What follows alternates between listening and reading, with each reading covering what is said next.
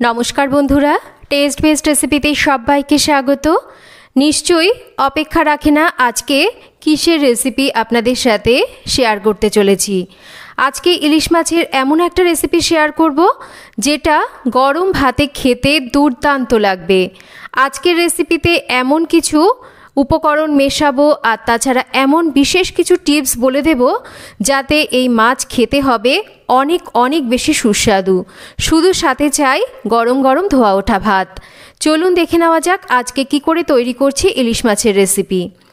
সবার প্রথমে আমরা মশলা বানাবো। মশলার জন্য এখানে নিয়ে নিয়েছি 1 টেবিল চামচ হলুদ সর্ষে, 1 টেবিল চামচ কালো সর্ষে আর 1 টেবিল চামচ পোস্ত। এই মশলার রেশিওটা কিন্তু ঠিকঠাক হতে হবে। মশলা যদি কম বেশি হয় তাহলে কিন্তু রান্নার স্বাদটা ঠিকঠাক আসবে না। তাছাড়াও বেশ কিছু টিপস আমি শেয়ার করব যাতে রান্নার স্বাদ আরও বেড়ে যাবে। এবার এই সর্ষে পোস্তকে আমাদের জল দিয়ে বেশ কিছুক্ষণ ভিজিয়ে রাখতে হবে যাতে করে মশলাগুলো বেশ ভালো করে ভিজে যায় আর ফুলে ওঠে। এটাও কিন্তু একটা বিশেষ কারণ আছে যাতে এই মশলার স্বাদটা অনেক গুণ বাড়িয়ে দেবে। মশলাটা ভিজতে থাক ততক্ষণ এখানে দেখুন নিয়ে নিচ্ছি আমি ইলিশ মাছ। আজকে ইলিশ মাছ নিয়েছি, দেখতেই পাচ্ছেন একদম ডিম ভরা ইলিশ। এখন কিন্তু বাজারে বেশ ইলিশ মাছ উঠে গেছে আর এই ইলিশ মাছ দিয়ে যাই বানানো হোক না কেন আমার মনে হয় সেই রেসিপি খেতেই দুর্দান্ত স্বাদ হয়।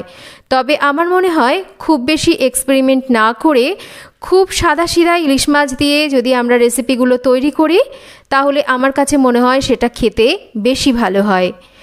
আর এবারে ইলিশ মাছগুলোর মধ্যে নিয়ে নিচ্ছি একটু লবণ, একটু হলুদ আর তার সাথে 1 চামচ মতন সর্ষের তেল।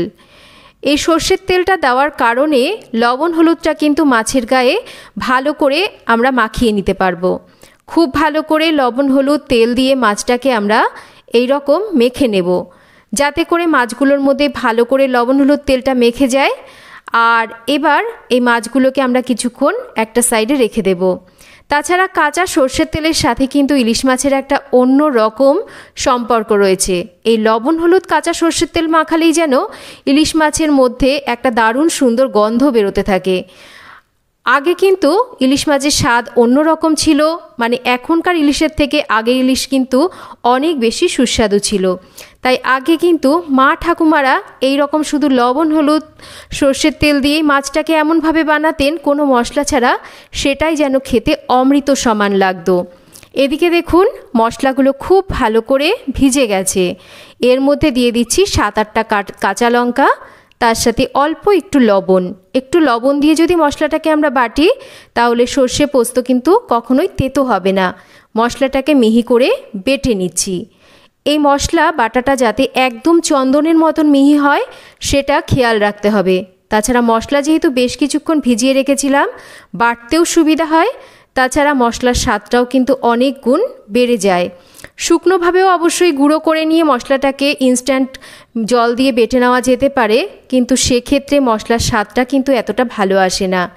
এবার এই বেটে নেওয়া মশলাটাকে একটা কড়াইতে নিচ্ছি, মানে যে পাত্রে রান্না করব সেই পাত্রে। এর মধ্যে 3টে কাঁচা লঙ্কা, অল্প একটু লবণ, একটু হলুদ, বেশ খানিকটা কাঁচা সর্ষের তেল দিচ্ছি। এই সময় লবণ হলুদটা একটু কম দিতে হবে, মানে বুঝে নিয়ে দিতে হবে।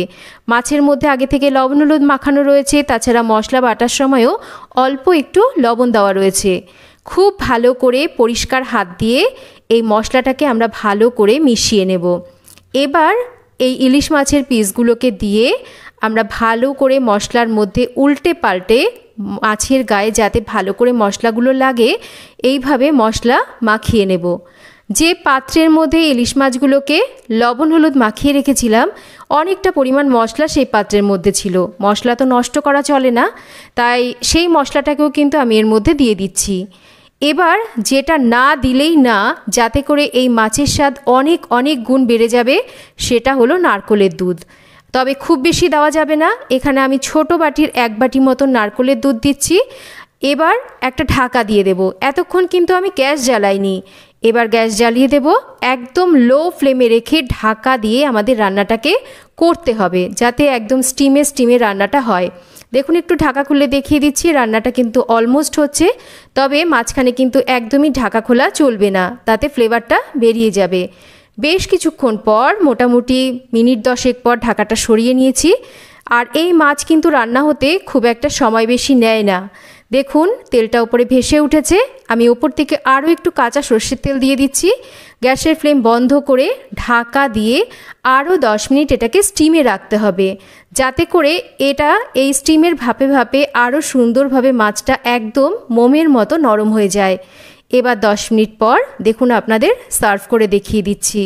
আজকে তো আপনাদের বলাই হয়নি, আজকে বানিয়েছি সর্ষে ইলিশ ভাপা। তবে রেসিপিটা টিফিন বক্সে না বানিয়ে এই রকমই কড়াইতে তৈরি করে নিয়েছি, কারণ আমাদের কিন্তু বাড়িতে এখন সকলেরই ভাতের পরিমাণটা অনেকটাই কম হয়। তবে এটা অবশ্যই জলের ভাপে করা যেতে পারে, তবে আমি আজকে আপনাদের এখানে কড়াইতে করেই সহজভাবে রেসিপিটা দেখালাম। এর সাথে চাই ধোয়া ওঠা গরম ভাত, আর কিচ্ছু না।